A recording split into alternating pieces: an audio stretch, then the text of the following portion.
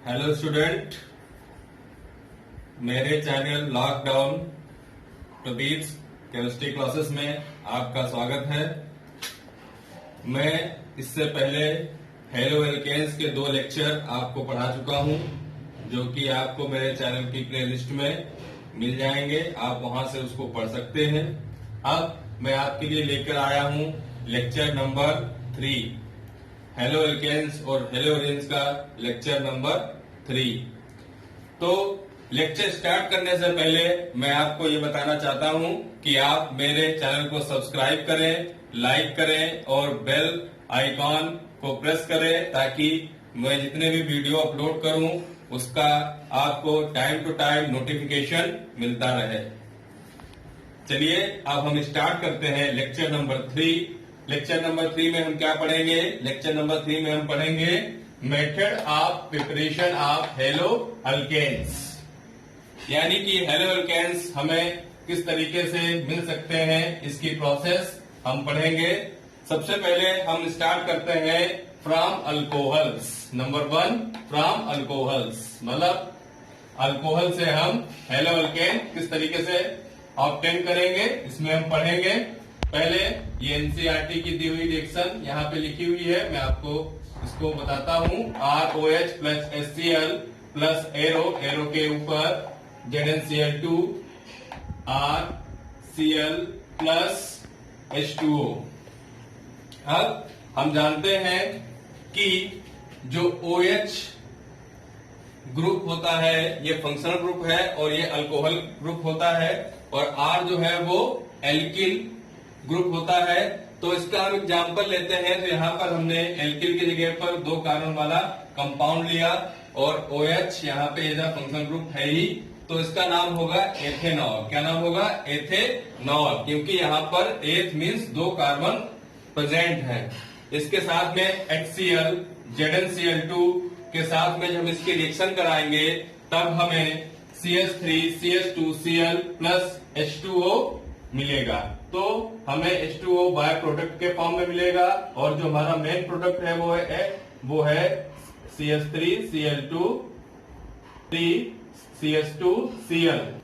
तो अब यहाँ पर हम देखते हैं कि ये प्रोसेस किस तरीके से होती है। सबसे पहले मैं आपको ये बताना चाहूंगा कि जो HCl और ZnCl2 है इसका क्या रोल है। तो जो मैंने यहाँ पे लिख रखा है, the mixture of ZnCl2 and HCl is known as Lucas reagent, यानी कि जो मिक्सचर होता है HCl का और ZnCl2 का, उसे हम लुकास रिजेंट्स के नाम से जानते हैं। अब हम इस लुकास रिजेंट का यूज क्या है इसको हम आगे बताएंगे। उससे पहले मैं आपको ये बताता हूं कि यहाँ पर ZnCl2 का यूज क्या है और इसकी मैकेनिज्म मैं आपको समझाता हूं। सबसे पहले तो हम ये देखेंगे कि जो ZnCl2 होता है, ZnCl2 जो है वो लुईस एसिड होता है। क्या होता है? Lewis acid. जो लुईस एसिड होते हैं वो हमेशा इलेक्ट्रॉन डिफिशिएंट स्पीसीज होते हैं, तो इसीलिए मैंने इसको लिख के रखा है ZnCl2 is a Lewis acid act as electron deficient species. अब हम लोगों ने ये वाली रिएक्शन यहाँ पे मैंने एक बार फिर लिखी हुई है, देखिए ये है R एल्किल, ये है O और ये है H। तो हम जानते हैं कि O के ऊपर 2 लोन पेयर होते हैं। फिर मैंने यहाँ पे लिखा है HCl। तो HCl में क्या होता है कि HCl में Cl की इलेक्ट्रोनिगेटिविटी ज्यादा होती है H से।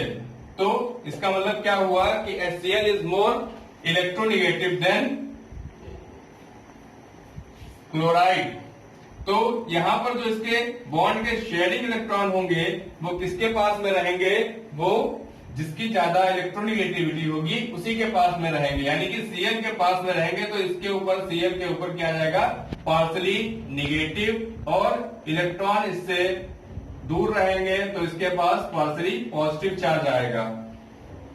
फिर हमने देखा कि RCl बना और H2O बना और यहाँ पर ZnCl2 का हमने यूज किया। तो अब हम ये देखते हैं कि OH और यहाँ पर एल्किल ग्रुप जो है उसमें इलेक्ट्रोनिगेटिविटी ऑक्सीजन की ज्यादा होती है, तो ऑक्सीजन के ऊपर पार्सली पॉजिटिव निगेटिव आएगा और R के ऊपर पार्सली पॉजिटिव आएगा। अब ये ZnCl2 जिसको मैं बता चुका हूं कि यहाँ पर ये ऑलरेडी इलेक्ट्रॉन डिफिशिएंट स्पीसीज है, तो जब ये ZnCl2 ये देखेगा कि ऑक्सीजन के ऊपर दो लोन पेयर प्रेजेंट है, तो ये ZnCl2 क्या करेगा, ललचा जाएगा और ये क्या कर देगा, इसके लोन पेयर के ऊपर अटैक कर देगा। तो जब इसके लोन पेयर के ऊपर अटैक कर देगा तो यहाँ पर हमें ये कंपाउंड मिलेगा। ये रिवर्सल प्रोसेस है, इसलिए मैंने रिवर्सल का जो है मार्क बनाया हुआ है। तो यहाँ पर इसकी एक वैलेंसी से ZnCl2 यहाँ पर अटैच हो गया और एक वैलेंसी से R और एक वैलेंसी से H यहाँ पर जो क्या हुआ है, लगा हुआ है। अब ऑक्सीजन के ऊपर पॉजिटिव चार्ज आ गया है। ऑक्सीजन के ऊपर कौन सा चार्ज आया है, पॉजिटिव चार्ज आया है। क्यों, क्योंकि उसने अपना एक लोन पेयर यहाँ पर ZnCl2 के साथ में शेयर किया है, इसलिए इसके ऊपर क्या आया है, पॉजिटिव चार्ज आया है। अब हम ऊपर चलते हैं, यहाँ पर हम देखते हैं कि H जो है वो H और Cl दोनों बॉन्ड ब्रेक कर लेंगे, तो Cl के ऊपर जो है निगेटिव चार्ज आ जाएगा क्योंकि ये शेयरिंग का इलेक्ट्रॉन अपने पास रख लेगा और H के पास पॉजिटिव चार्ज आ जाएगा। तो जो ये Cl है वो यहाँ पर ये Cl माइनस के फॉर्म में आ गया। अब ये जो Cl माइनस है ये देखेगा कि R के ऊपर पार्सली पॉजिटिव है और ये निगेटिव है, तो ये इसके ऊपर क्या करेगा, अटैक करेगा।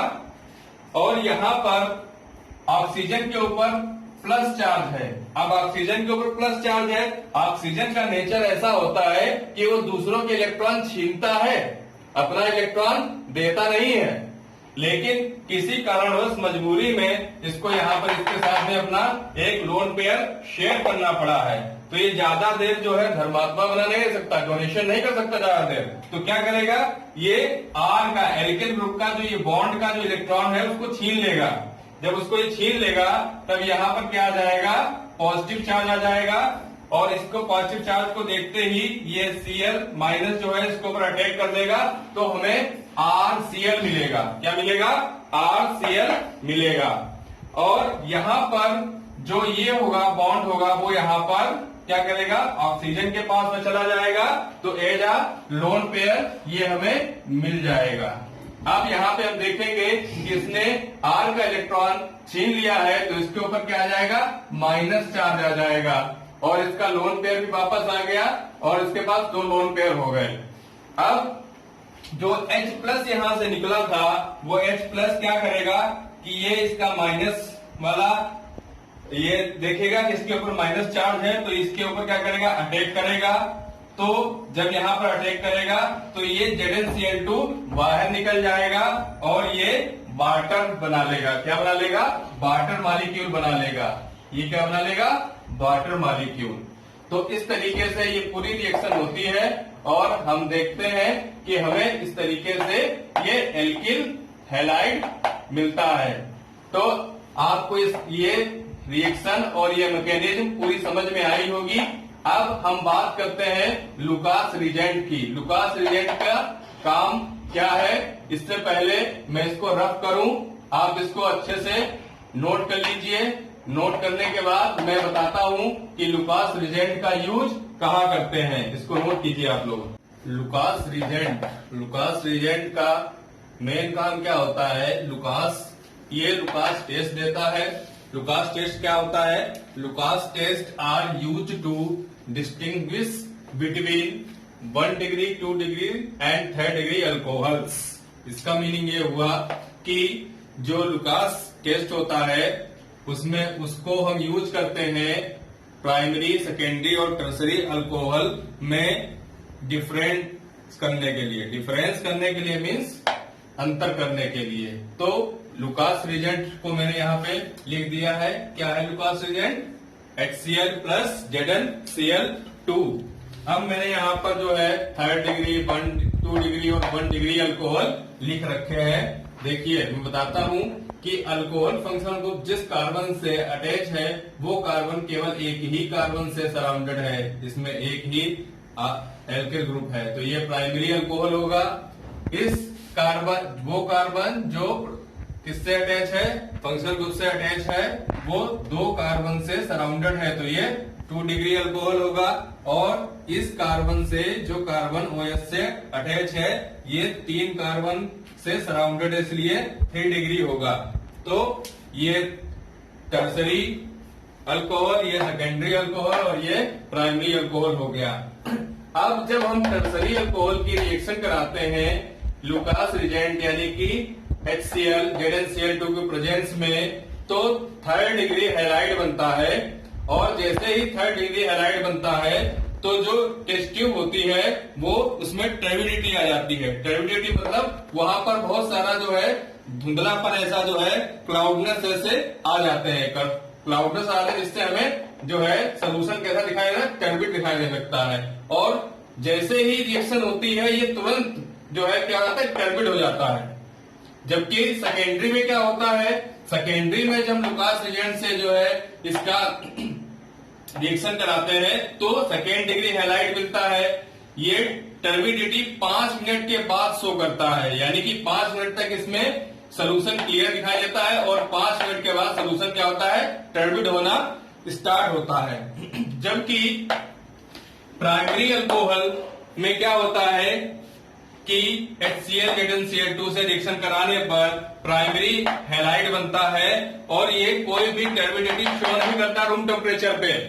ये रूम टेम्परेचर पर कोई भी टर्बिडिटी शो नहीं करता है, यानी कि इसमें रिएक्शन बहुत स्लो होती है। अगर हम इसको थोड़ा सा हीट करें तो जो है ये रिएक्शन टर्बिड होना स्टार्ट होती है, बहुत स्लो रिएक्शन होती है। तो इस तरीके से हम जान सकते हैं कि कौन सा प्राइमरी अल्कोहल है, कौन सा प्राइमरी अल्कोहल है, कौन सा सेकेंडरी है और कौन सा टर्सरी है। लेकिन ये प्रोसेस होती क्यों है, इसलिए होती है क्योंकि जो अल्कोहल होता है उसकी जो रिएक्टिविटी होती है सबसे ज्यादा रिएक्टिव होता है 3rd डिग्री और फिर 2nd डिग्री और फिर 1st डिग्री, यानी कि सबसे लीस्ट रिएक्टिव जो अल्कोहल होता है वो होता है प्राइमरी अल्कोहल और जो मोस्ट रिएक्टिव होता है वो होता है टर्सरी अल्कोहल। तो यहां पे देखिए the order of reactivity of alcohol with hello acid is least reactive, सबसे कम रिएक्टिव कौन सा है, प्राइमरी, फिर उससे ज्यादा एक्टिव कौन सा है, सेकेंडरी, और सबसे ज्यादा रिएक्टिव कौन सा है, टर्सरी। तो इसलिए ये सारा खेल इसलिए होता है क्योंकि ये क्या होता है, ये रिएक्टिविटी के बेस पे इसमें रिएक्शन होती है, इसलिए इसमें ये रिजल्ट आते हैं। यानी कि अगर आप जो है लैब में टेस्ट ट्यूब में ये रिएक्शन करते हैं तो अगर तुरंत जो सोल्यूशन टर्बिड हो जाए तो आप कहेंगे कि ये 3rd डिग्री अल्कोहल है, और अगर 5 से 10 मिनट 5 से 7 मिनट लगे टर्बिड होने में तो आप कहेंगे ये 2nd डिग्री अल्कोहल है। और जब सोल्यूशन टर्बिड ना हो रूम टेम्परेचर पर और बहुत स्लो हो, करीब 1 घंटे से 2 घंटे का टाइम ले या हीट करने पे जो है वो टर्बिड हो, तब आप कहेंगे वो क्या है, प्राइमरी अल्कोहल है।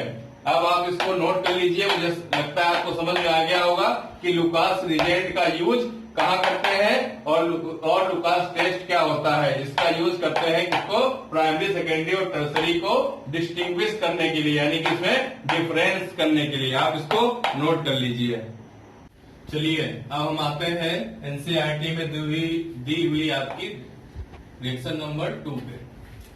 देखिए alcohol plus NaBr plus H2SO4 gives to RBr plus NaHSO4 plus H2O।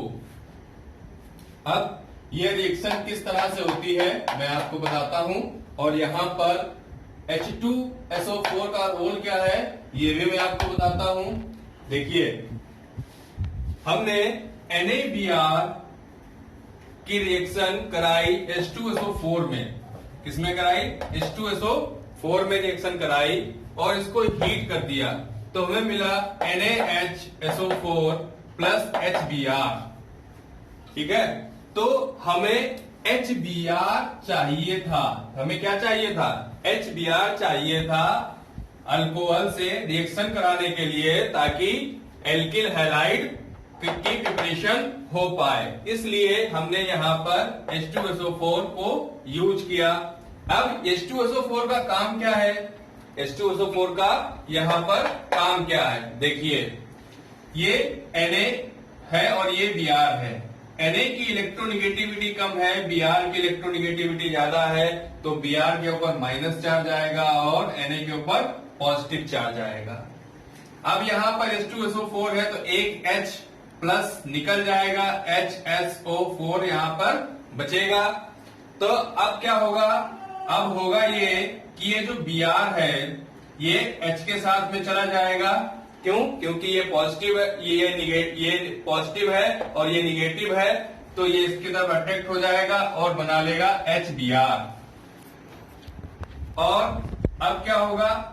यहां पर Na प्लस है और ये क्या है? माइनस है, तो ये इसके ऊपर अटैक करेगा, बना लेगा NaHSO4।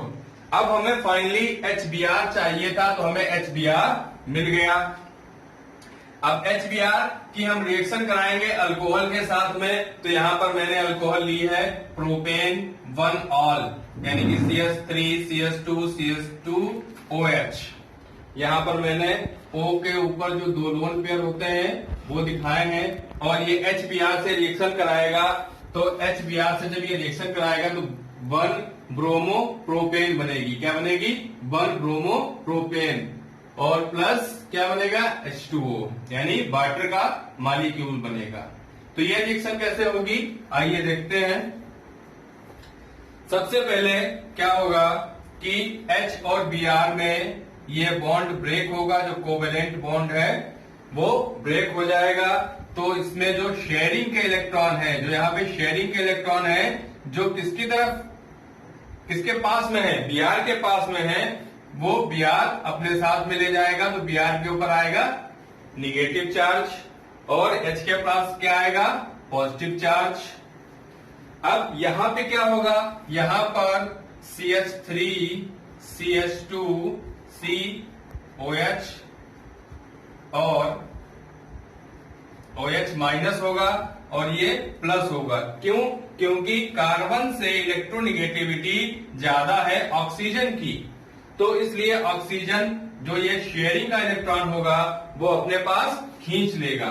अपने पास क्या कर लेगा? खींच लेगा। तो अब होगा कुछ इस तरीके से कि H प्लस जो होगा वो OH माइनस के साथ में जाएगा, और जो Br माइनस होगा वो C पॉजिटिव के पास जाएगा। तो इस तरीके से हमें मिलेगा CH3 CH2 CH2 Br, और साइड प्रोडक्ट के फॉर्म में हमें क्या मिलेगा? वाटर मिलेगा। तो मुझे लगता है कि आपको ये मैकेनिज्म समझ में आई होगी। जो प्लस वाला होता है वो माइनस पे अटैक करता है, और जो माइनस पार्ट होता है वो प्लस पे अटैक करता है। तो यहां पर हमें जो है, मैंने कहा कि H2SO4 का यूज इसलिए किया गया क्योंकि हमें यहां पर इससे H प्लस आयन चाहिए था, H प्लस आयन चाहिए था, ताकि हम जो है यहां पर इसे जो है HBr हमें मिल सके, और HBr की हम अल्कोहल के साथ में रिएक्शन करा के हमें क्या मिल सके? एल्किल हैलाइड मिल सके। तो आप इसको नोट कीजिए। चलिए हम चलते हैं एनसीईआरटी की रिएक्शन नंबर 3 पे, जो कि है 3ROH plus PX3 gives to 3RX plus H3PO3। यहां पर X जो है वो क्लोरीन और ब्रोमीन हो सकती है।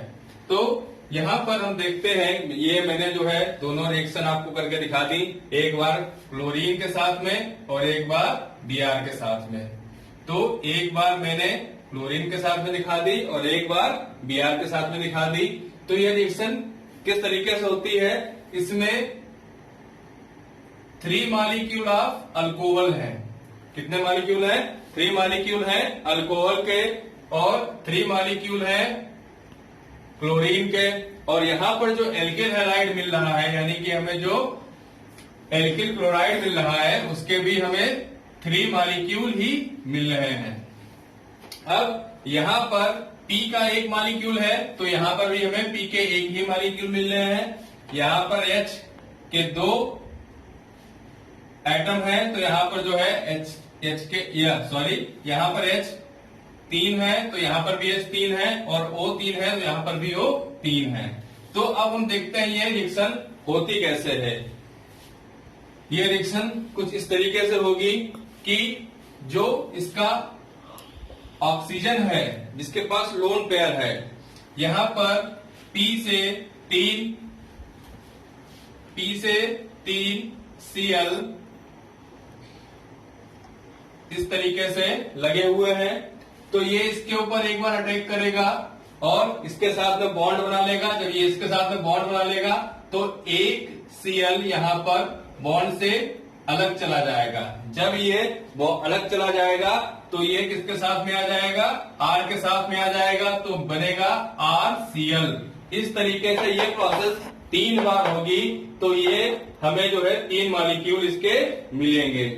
सेम प्रोसेस इसमें भी होगी, तो एक ही तरीके से 3 बार प्रोसेस होगी, इसलिए हमें 3 मॉलिक्यूल्स मिलेंगे।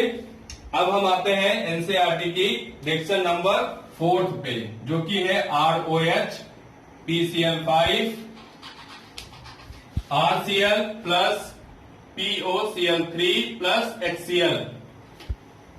अब यहां पर हम देखेंगे PCl5 है और क्या है? ROH है। तो PCl5